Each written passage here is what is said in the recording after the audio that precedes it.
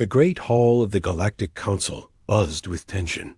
12 different alien species sat around the massive circular table, their various forms of communication creating a symphony of clicks, hums, and electronic signals. At the center of it all stood a holographic display showing the human colonies, scattered across dozens of star systems. Not Ambassador Kethra of the Zephyrian hegemony raised one of his 4 crystalline arms. The noise in the hall died down immediately. His species had ruled this part of the galaxy for over 3,000 years, and when a Zephyrian spoke, others listened. Fellow council members, Kethra's voice resonated through the translation. Devices? We face a growing threat. These humans have expanded beyond acceptable limits. The holographic display zoomed in on human settlements. Red dots marked military installations, blue ones showed mining operations, and green indicated civilian populations. There were far too many red dots for the Council's comfort. Hive speaker, Zux of the Crystalline Collective, chittered in agreement. Her insect-like form twitched as she processed data through her connection to the hive mind. The collective agrees. Human expansion rate exceeds all projected models. They establish military positions faster than any species in recorded history. Around the table, other council members nodded or made their species equivalent gestures of agreement. The Valyrian Empire's representative, a tall humanoid with pale blue skin, leaned forward. Our intelligence reports indicate they have colonized 47 systems in just 20 years. Most species take centuries to achieve such expansion. More concerning, added the representative from the ethereal assembly, her translucent form flickering slightly, is their military buildup. Every colony has defensive installations. Every trade route is protected by warships. They behave if expecting conflict. Kethra manipulated the holographic display with his thoughts. New images appeared showing human ships, space stations, and military exercises. Their technology advances at an alarming rate. They adapt and improve faster than our analysts predicted.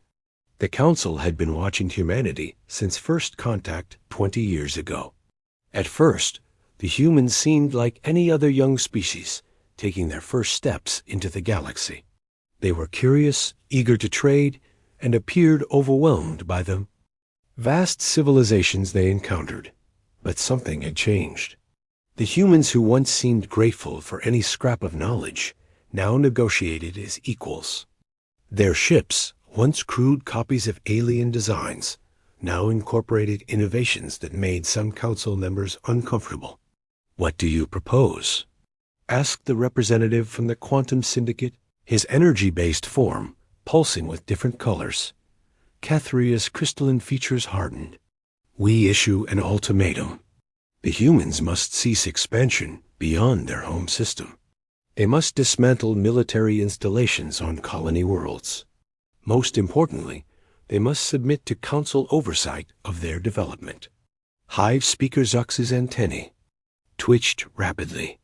The collective calculates high probability of compliance. Humans lack the military strength to challenge 12 council civilizations. Their total fleet numbers fewer than our individual navies. The Valyrian representative smiled coldly. "And if they refuse?" "Then we implement corrective action," Kethra replied. "A few destroyed colonies should demonstrate the consequences of defying the Council. Humans are emotional creatures.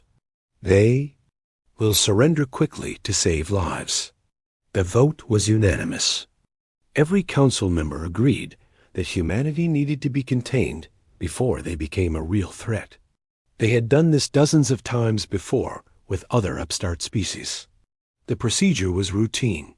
3 days later, Admiral Sarah Chun stood in the command center of Terran Station 1, humanity's largest space installation. She watched the approaching Council fleet through the massive viewports. 12 enormous ships, each representing a different alien civilization, arranged themselves in a threatening formation just outside Earth's asteroid belt. Chun was a veteran of humanity's colonial expansion. She had overseen the establishment of dozens of human settlements and had personally negotiated with alien traders, diplomats, and occasionally pirates. At 52, she had silver streaking her black hair and scars from the border wars against automated defense systems on dead worlds. Incoming transmission from the Council fleet, reported Lieutenant Torres from the communications station. Put it through, Sean ordered. The main screen flickered, then displayed Kethra's imposing crystalline form. Behind him, holographic representations of the other council members formed a semicircle. The Zephyrian's translated voice carried the weight of ancient authority. Admiral Chun of the United Terran Federation. I am Ambassador Kethra, speaking for the Galactic Council. You will listen to our terms. Chun clasped her hands behind her. Back her expression neutral. I'm listening, Ambassador. The Galactic Council has determined that human expansion threatens galactic stability. You will immediately cease all colonization activities beyond the Sol system. All military installations on colony worlds must be dismantled within 60 standard days. The United Terran Federation will submit to Council oversight and guidance. The Admiral's face remained calm, but her staff exchanged worried glances. Around the command center, junior officers stopped their work to listen. And if we decline these terms? Chun asked quietly. Kethra's form seemed to grow larger on the screen. Then the Council will take corrective action. Your colonies will be blockaded. Military installations will be destroyed. Continued resistance will result in the complete isolation of humanity from galactic civilization. Hive Speaker Zuck stepped forward, her insect features alien but her intent clear. The collective adds that compliance ensures peaceful coexistence. The Council has no desire to harm civilians. Submit, and humans may continue to exist under proper guidance. Chun was quiet for a long moment. Her staff watched her carefully, knowing that her next words would determine humanity's future. Behind her calm exterior, the Admiral's mind raced. Through decades of preparation, planning, and carefully hidden truth, I appreciate the Council's position, she finally said. However, I must respectfully decline your terms. The silence on both sides was complete. The Council members clearly expected immediate capitulation. Their confusion was visible, even across species barriers. Kethra recovered first. Admiral, you misunderstand the situation. The Council commands fleets that outnumber yours by factors of hundreds. Our technology surpasses yours by centuries. Resistance is not merely futile, it is impossible. Chun smiled for the first time during the conversation. It was not a pleasant expression. Ambassador, I think you're the one who misunderstands the situation. Humanity has been expecting this conversation for 20 years. Impossible, the Valerian representative interjected. Our intelligence networks monitor all human activities. You lack the capability to threaten even one council member, let alone 12. Your intelligence networks, Chun replied, have been telling you exactly what we wanted them to hear. The council members exchanged glances. For the first time in the conversation, they looked uncertain. Chun continued, her voice gaining strength. For 20 years, the United Terran Federation has been preparing for this moment. Every colony you've watched us build has been fortified. Every trade agreement has been a supply contract. Every cultural exchange has been an intelligence operation. Kethra's crystalline form darkened. You dare threaten the Council? I'm not threatening anyone, Ambassador. I'm simply informing you that humanity declines your generous offer of surrender. Chun's smile widened. We prefer to remain free. The transmission ended abruptly. In the silence that followed, Lieutenant Torres looked up from his station. Admiral long-range sensors detect the Council fleet moving into attack formation. Chun nodded slowly. Signal all commands. Activate the Terra protocol. Ma'am, Torres hesitated. Are you sure? Once we activate the protocol, there's no going back. Admiral Chun looked out at the stars, knowing that in hidden bases across dozens of systems, humanity's true strength was about to reveal itself. The Council thought they were dealing with a collection of peaceful colonies. They were about to discover they had awakened something far more dangerous. Send the signal, Lieutenant. It's time to show the galaxy what humans do when someone tries to put us in a cage. The attack on New Kyoto came 3 days after Admiral Chun activated the Terra protocol. The Council fleet had expected to find a defenseless farming colony with maybe a few police ships for protection. Instead, they found something that made no sense according to their intelligence reports. Commander Yuki Tanaka watched from the bridge of the orbital defense platform Sakura as Council ships approached her system. The platform looked like a simple cargo station from the outside, but appearances could be deceiving. Hidden beneath its civilian exterior were enough weapons to destroy a battle fleet. Enemy ships dropping out of hyperspace, reported Ensign Martinez from the sensor station. Count shows 15 Council vessels. Mix of Zephyrian crystal ships and Valyrian battle cruisers. Tanaka nodded calmly. She had been preparing for this moment since taking command 5 years ago. Like every human officer in the colonies, she knew this day would come. Signal all units, she ordered. Execute defensive pattern Delta 7. Civilian evacuation is complete. All stations are weapons-free. The lead Council ship, a massive Zephyrian crystal vessel, transmitted a message. Ambassador Kethra's voice echoed through the defense platform speakers. New Kyoto Colony, this is the Galactic Council Enforcement Fleet. You have violated Council directives by maintaining military installations. Surrender immediately or face destruction. Commander Tanaka activated the reply channel. Council Fleet. This is Commander Tanaka of the New Kyoto Defense Force.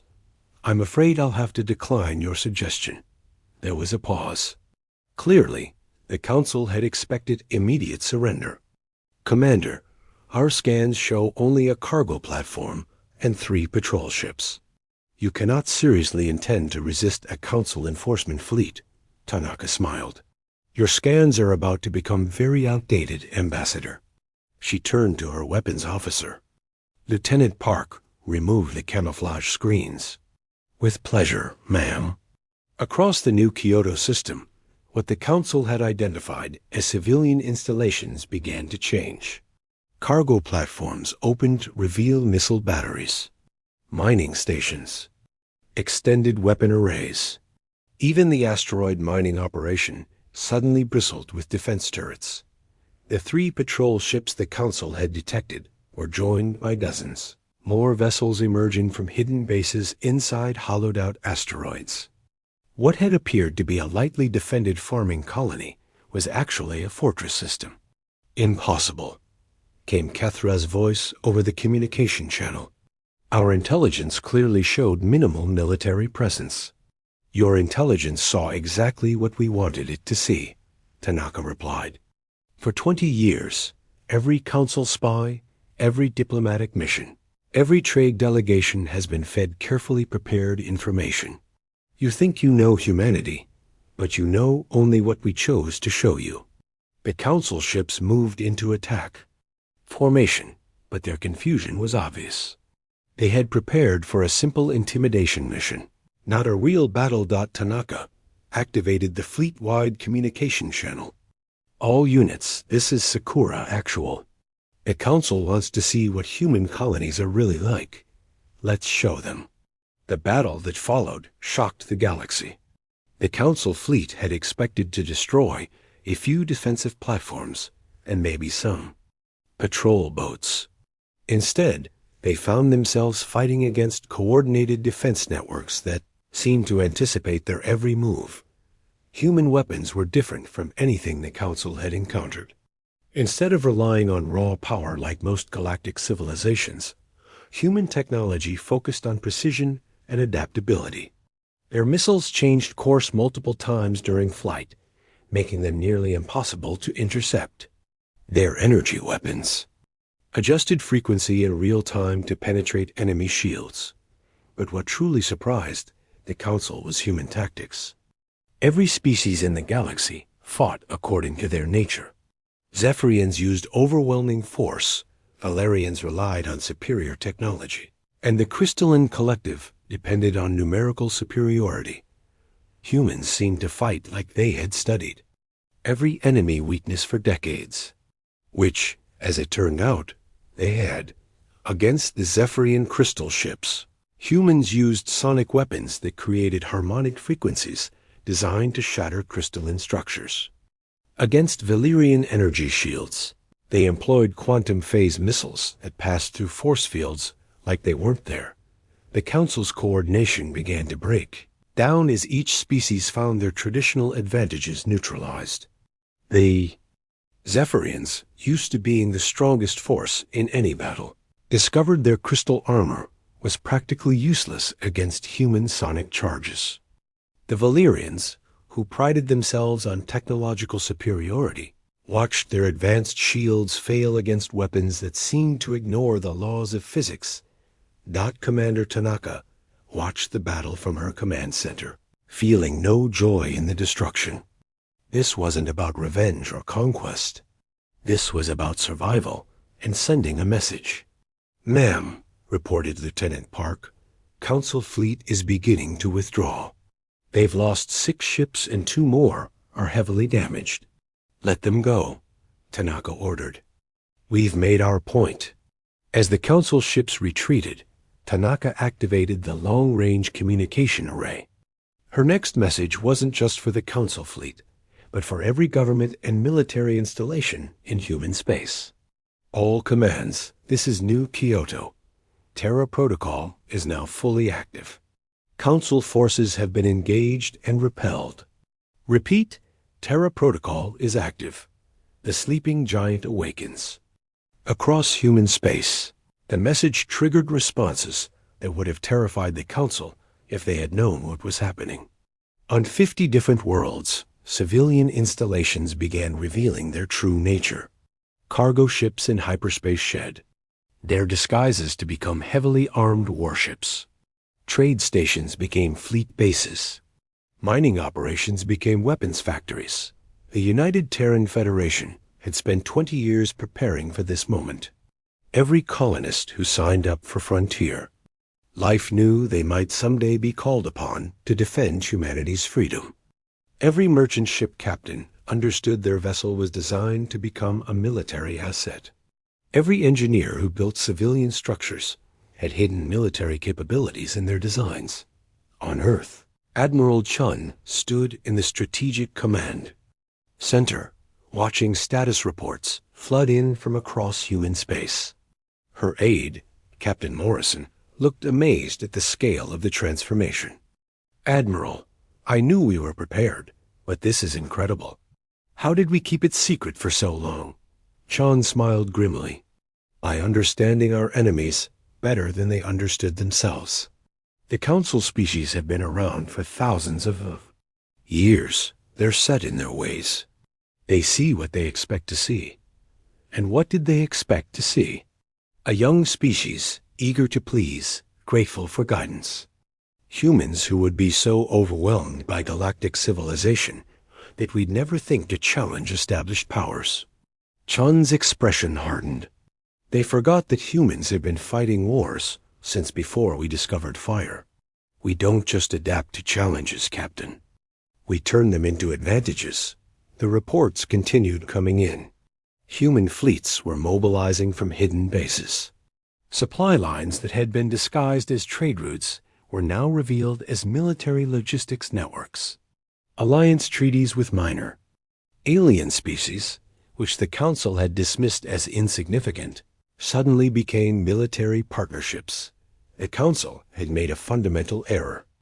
They had assumed that humanity's rapid expansion was the desperate grab for resources by a young species. They never considered that it might be the methodical preparation for war by a species that had learned from every conflict in galactic history. "Sir," reported a communications officer, "we're receiving surrender requests from 3 council member species. They want to negotiate separate peace treaties." Chun nodded. The psychological impact was already beginning. The council's strength came from unity. Once that unity cracked, the entire structure would collapse. "Acknowledge their messages, but don't respond yet," she ordered. "Let them worry for a while. Fear makes people think more clearly." Captain Morrison looked confused. "Admiral, shouldn't we be celebrating? We just proved that humanity can defend itself against the Council." "Captain, this isn't about defense anymore." Chun turned to look at the star map showing human territory. "The Council made a mistake. They showed the galaxy that they're willing to attack peaceful colonies to maintain their power. They've revealed themselves as bullies. And that matters." "Because?" Chun's smile was cold and calculating. "Because now every species that's ever been threatened by the Council is going to be very interested in what humanity has to offer." The Council thought they were containing a threat. Instead, they just gave us the justification we needed to become exactly what they feared most. Outside the command center windows, Earth's orbital shipyards were already working at full capacity. The Terra Protocol wasn't just about defense. It was about transformation. The United Terran Federation was about to become something much larger and more powerful. The sleeping giant had awakened, and it was hungry. 2 weeks after the Battle of New Kyoto, the Galactic Council discovered that their problems were much worse than they had imagined. What they thought was an isolated incident of human resistance had become a galaxy-wide nightmare.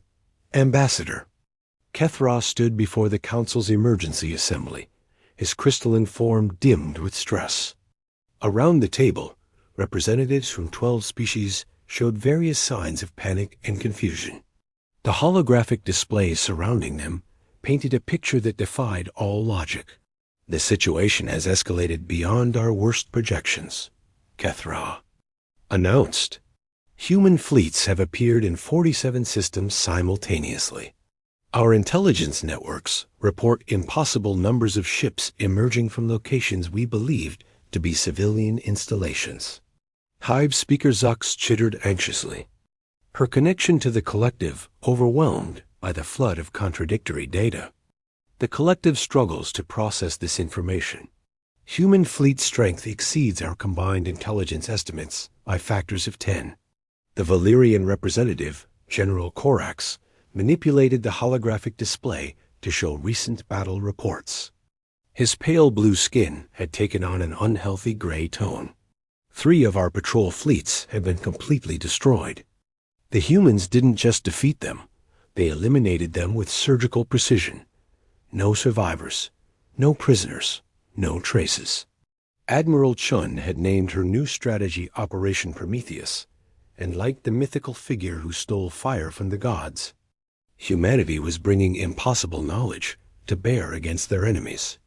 But this knowledge hadn't been stolen. It had been earned through 20 years of careful study, preparation, and deception. The operation began at exactly the same moment. Across dozens of star systems, human commanders, working with coordination that seemed supernatural, launched attacks that targeted each Council species, specific weaknesses with terrifying efficiency. Captain James Rodriguez commanded the Terran battleship Defiance as it approached, the Zephyrian fleet protecting their mining colony at Kepler 442. The Zephyrians had positioned themselves in their traditional diamond formation, relying on the combined strength of their crystal armor to create an impenetrable wall. "Target analysis complete," reported his weapons officer, Lieutenant Chun. "Crystal matrix resonance frequencies identified. Sonic charges are locked and loaded." Rodriguez nodded.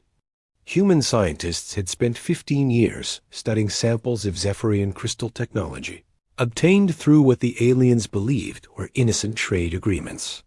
Every sample had been analyzed, tested, and weaponized, Fire when ready, Lieutenant. They. Sonic charges weren't visible weapons. They were carefully tuned sound waves that traveled through space using quantum field manipulation. When they struck the Zephyrian ships, the crystal hulls began to vibrate at their natural frequency. The effect was devastating. The supposedly indestructible crystal armor shattered like glass hit by a hammer. 6 Zephyrian ships broke apart in seconds, their crews dying before they understood what had killed them. Impossible, transmitted the surviving Zephyrian commander. Our armor has never failed before.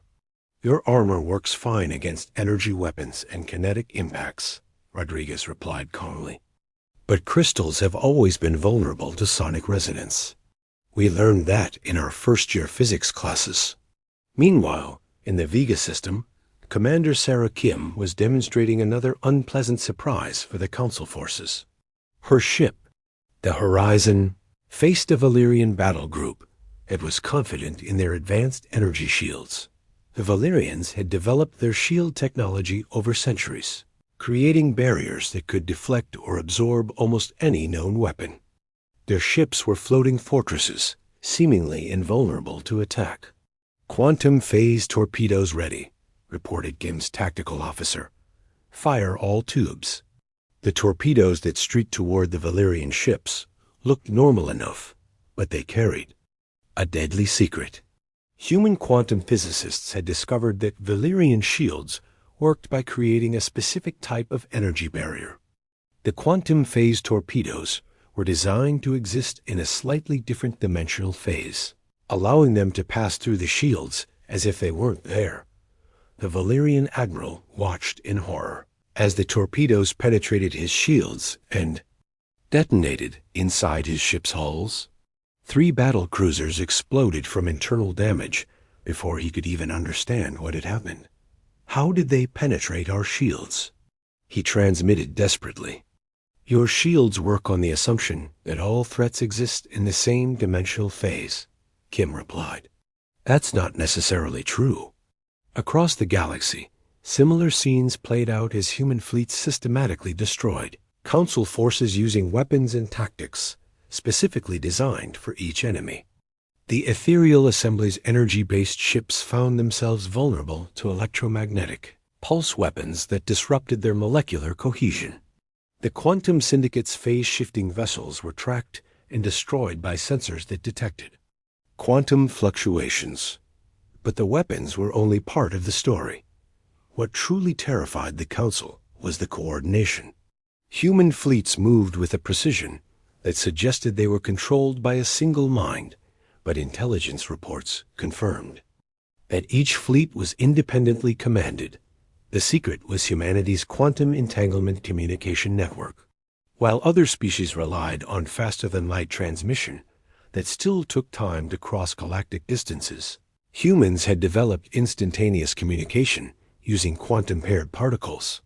Every human commander could coordinate with every other commander in real time, creating a level of tactical flexibility that no enemy could match. Admiral Chun stood in the Strategic Command Center on Earth, watching the reports flow in from across the galaxy. Her staff worked quietly around her, coordinating an operation that spanned hundreds of light years. "Ma'am," reported Captain Morrison, "Operation Prometheus is exceeding all projected outcomes. Council resistance is collapsing faster than anticipated." "Good," Chun replied. "But remember, Captain, this isn't about destruction. It's about demonstration."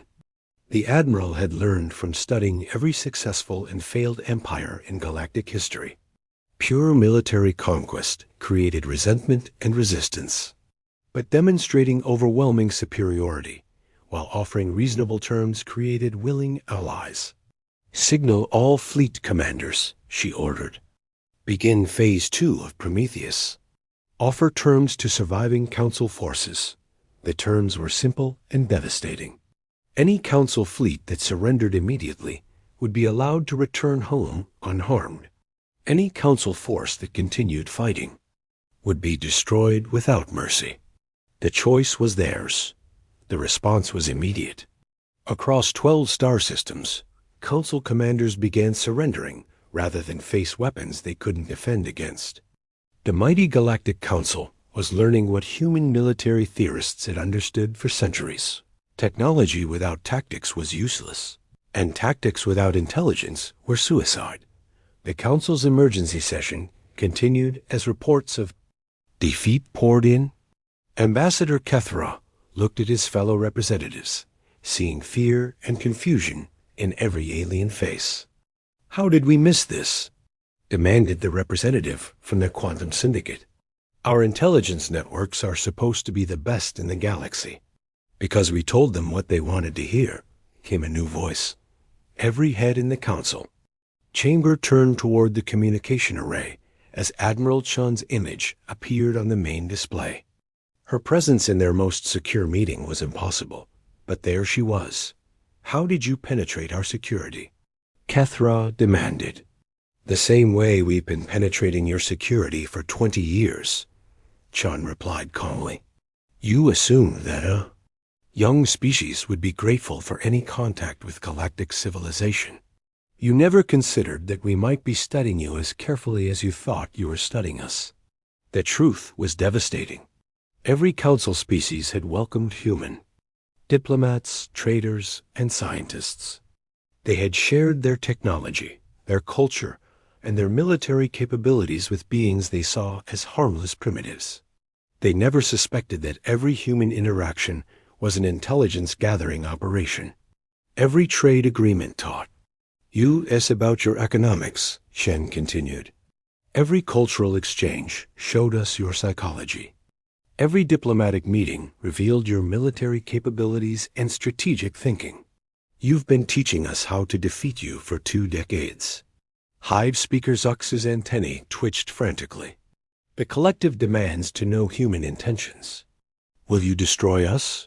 Sean's expression softened slightly. "Destruction was never our goal. We want to survive and prosper, just like everyone else. But we won't do it as subjects or servants." "What do you want?" asked General Corax. "The same thing you wanted from us. Surrender."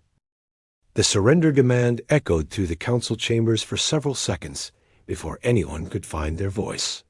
Ambassador Kethra's crystalline form flickered with what his species displayed when experiencing extreme stress. "You cannot be serious," Kethra finally managed. "The Galactic Council has ruled this part of space for over 3,000 years. We will not surrender to a species that discovered faster-than-light travel barely 20 years ago." Admiral Chun's image on the display remained calm and patient. "Ambassador, you're still thinking like this is 20 years ago. Let me show you what humanity has become." The holographic displays around the Council chamber changed, now showing real-time images from across the galaxy. The Council members watched in growing horror as their fleets surrendered or were destroyed in system after system. "Impossible," whispered General Corax. "Our combined fleet's number in the thousands.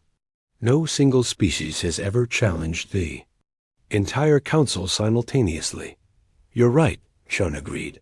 "No single species has. But we're not fighting you as a single species anymore." New images appeared on the displays.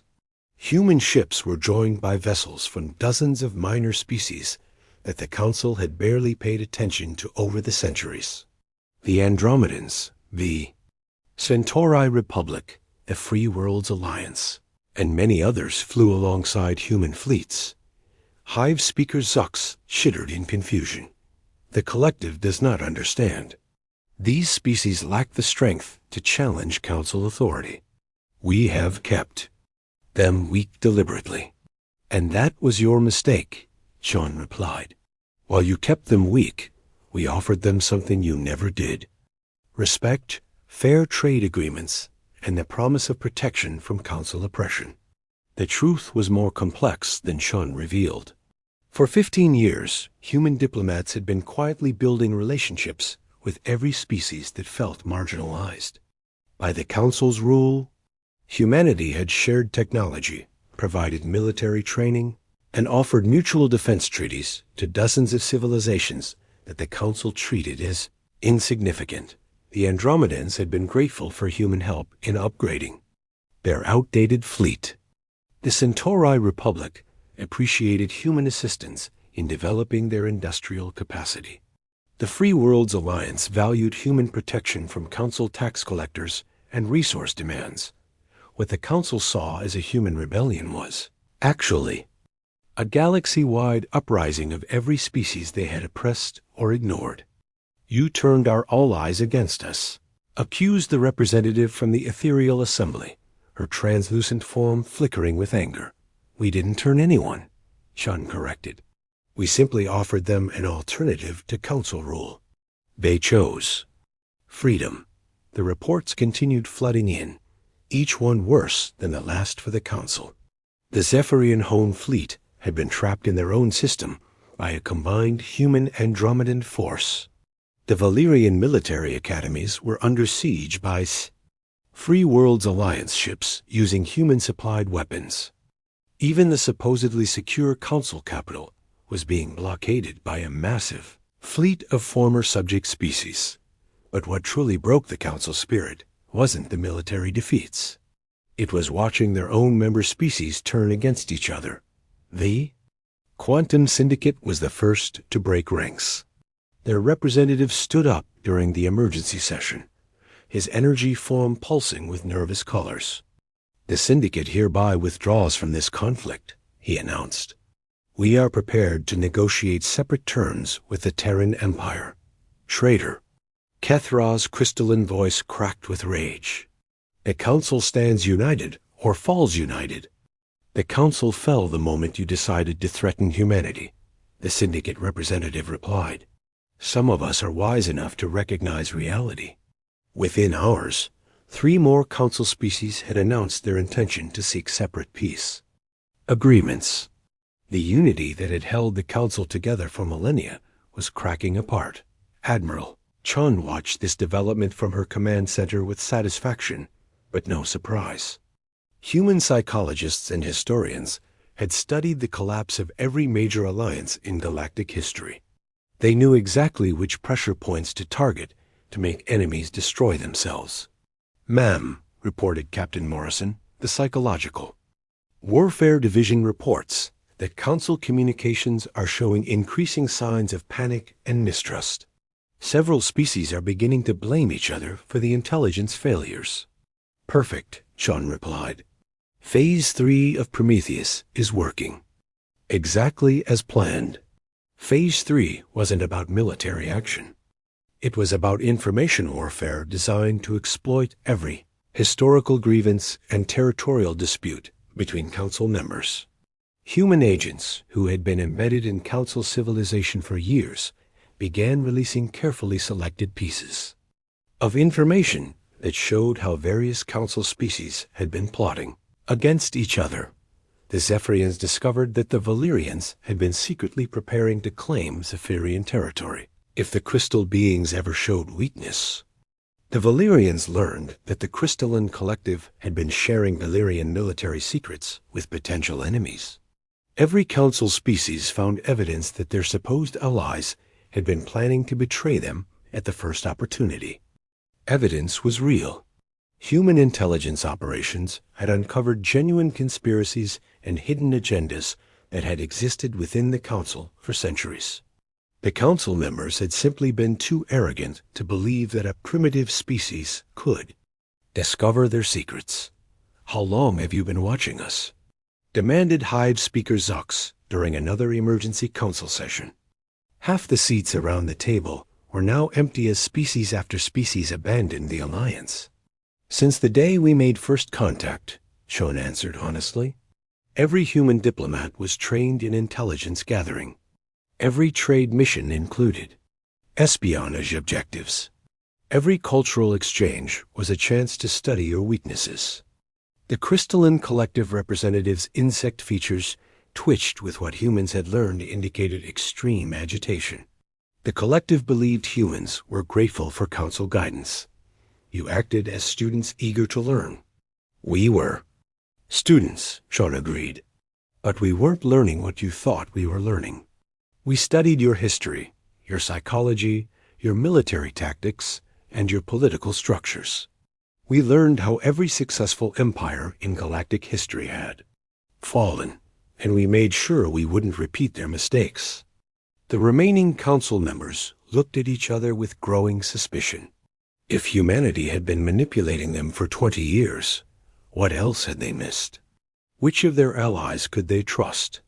How much of their own intelligence was compromised? General, Korax activated his personal communication device, trying to contact Valerian High Command. The response he received drained what little color remained from his blue skin. The Valerian Empire formally surrenders to the Terran Empire, he announced. Quietly, our home fleet has been destroyed, and our colonies are requesting protection from human forces. The council chamber fell silent. The Valerian Empire had been one of the strongest military powers in the Alliance. If they had fallen, no one was. Safe. The collective also seeks terms, Hyde Speaker Zux announced. Continued resistance serves no purpose. One by one, the remaining council members announced their surrender or their intention to negotiate. Some tried to demand guarantees or special treatment, but Admiral Chun's response was always the same: unconditional surrender, followed by negotiations. About the future, Ambassador Kethra sat alone at the council table, watching his civilization's 3,000-year dominance crumble in a matter of weeks. His crystalline form had dimmed until he was barely visible. How? He asked finally. How did we fail to see this coming? Chun's expression showed something that might have been sympathy. Because you stopped learning, Ambassador. You became comfortable with power and assumed it would last forever. You forgot that the galaxy is always changing, always evolving. And now? Now you have a choice. You can continue fighting and face complete destruction, or you can surrender and help us build something better. Kethra was quiet for a long time. Around him, the empty council chamber felt like a tomb for his species' former glory. What guarantees do we have? He asked. How do we know you won't simply replace council oppression with human oppression? You don't, Chun admitted. But you've seen what happens to those who fight us, and you've seen how we treat those who surrender peacefully. The choice is yours. The last representative of the Galactic Council looked at the displays showing human fleets throughout the galaxy, knowing that resistance was impossible. The Zephyrian hegemony surrenders to the Terran Empire, he said finally. The Galactic Council was dead. Something new was about to be born. 6 months after the Galactic Council's ultimatum, Admiral Sarah Chun stood on the observation deck of Nexus Prime, the former capital of galactic civilization. Through the massive windows, she could see construction crews from dozens of species, working together to rebuild the station.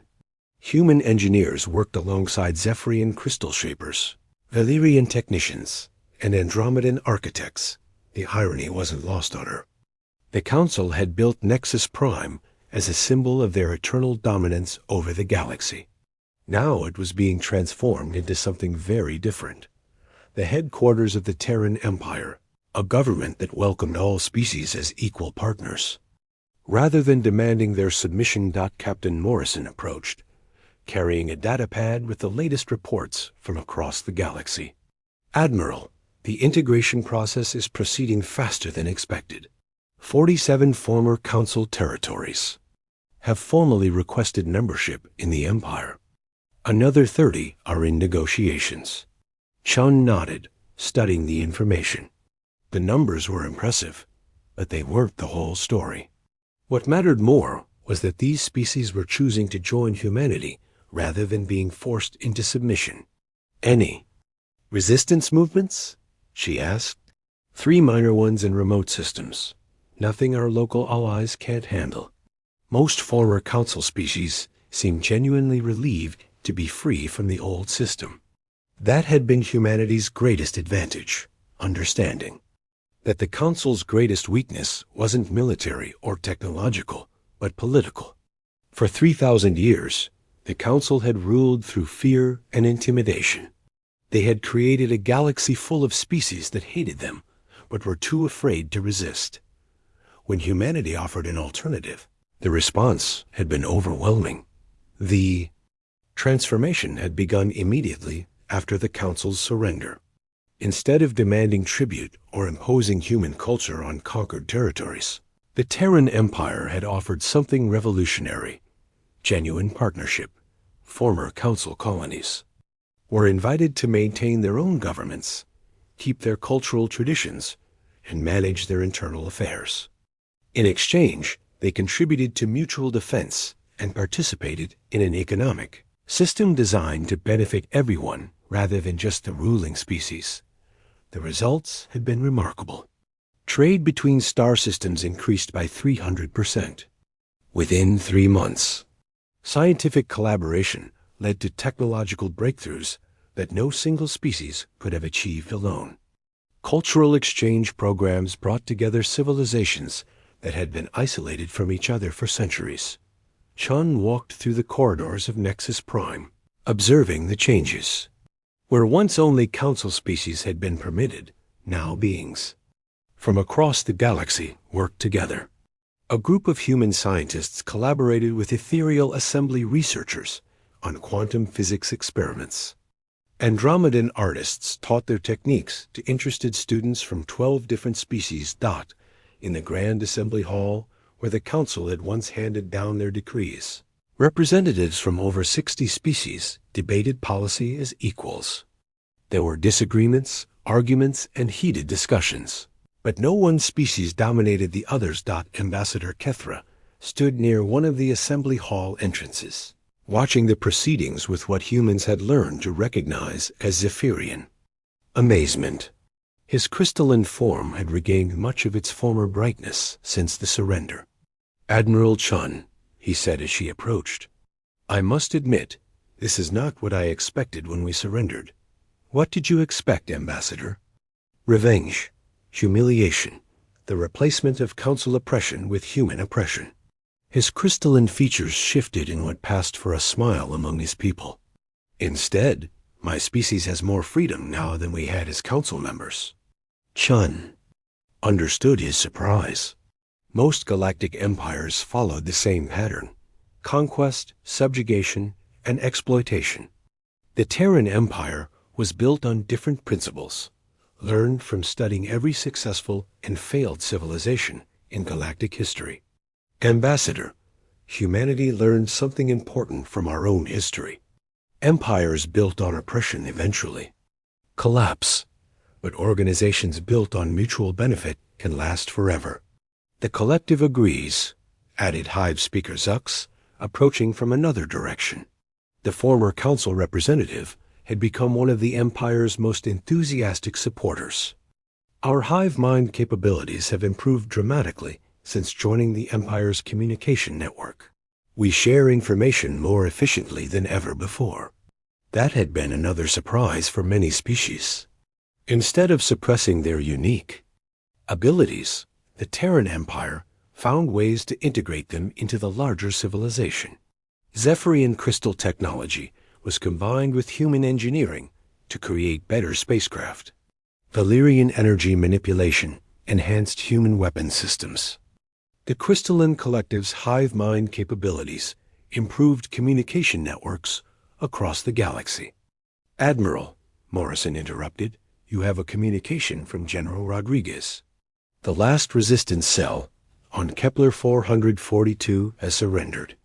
That completes the pacification of all former Council territories." Chun smiled. "Any casualties?" "None.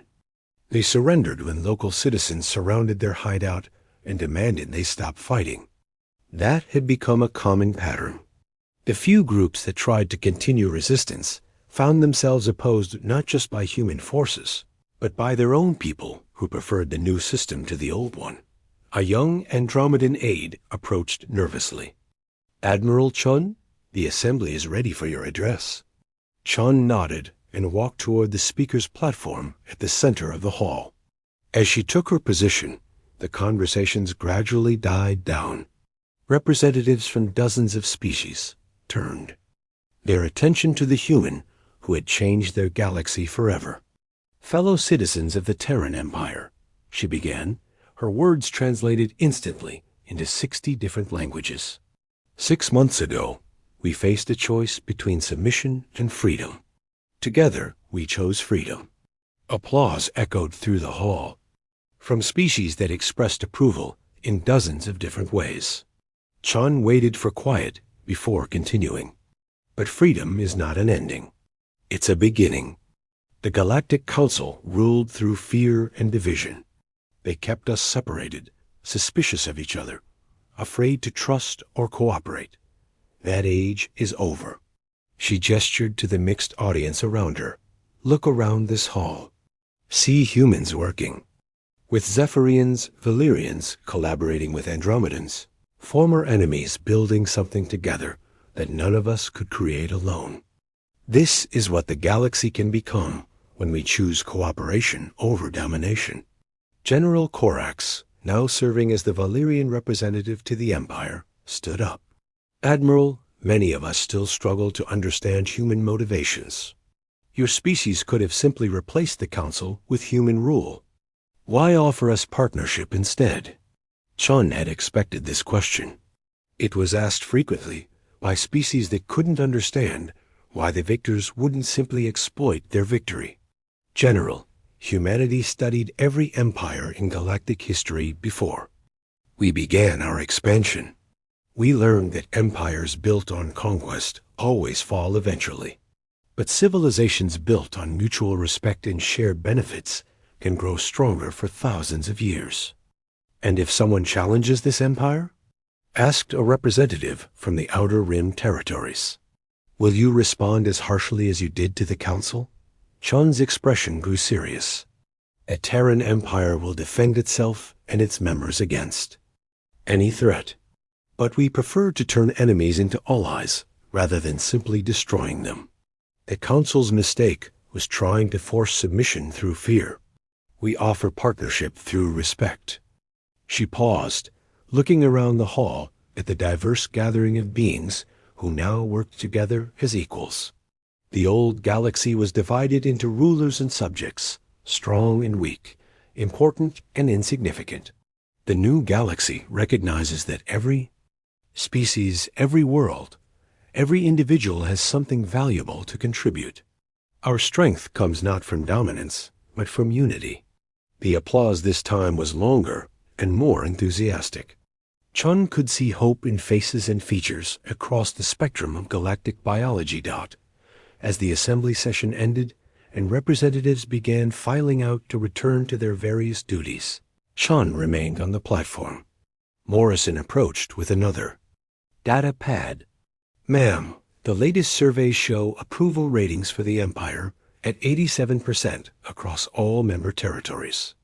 Economic growth is at record levels, and we have 17 more species requesting membership."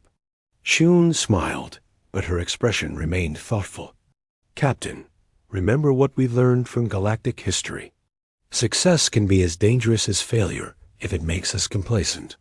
You think someone will challenge us? Someone always does, Captain. But when that day comes, we'll be ready. Not because we're stronger or smarter than our enemies, but because we've built something worth defending. Something that makes people want to fight for us rather than against us." Chun looked out the window at the bustling activity around Nexus Prime. Ships from across the galaxy came and went freely, carrying trade goods, passengers, and ideas between worlds that had been isolated for centuries. The Galactic Council had tried to preserve their power by keeping the galaxy divided and afraid. They had created their own destruction by threatening the one species that had learned to unite others through hope rather than fear. The Terran Empire would face challenges. In the years ahead, there would be conflicts, disagreements, and probably wars. But they would face them,